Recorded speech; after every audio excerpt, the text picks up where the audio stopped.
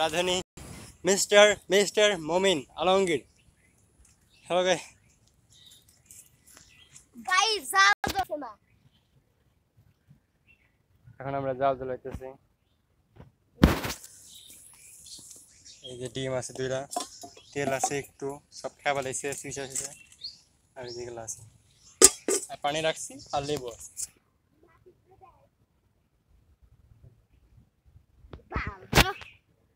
চোখে ধোয়া লাগতেছে আর ধোয়া হলো বিষাক্ত, তাই এখন যদি আমি দেখাই এখানে ভিতরে কি আছে, লেবু লবণ, বেশি লবণ নিয়ে আসছে আর এর ভিতরে আছে এই যে,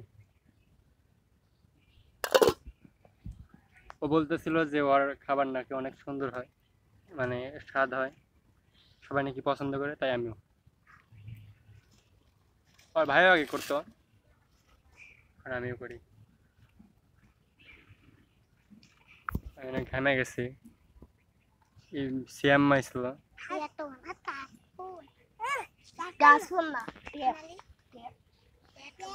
জায়গা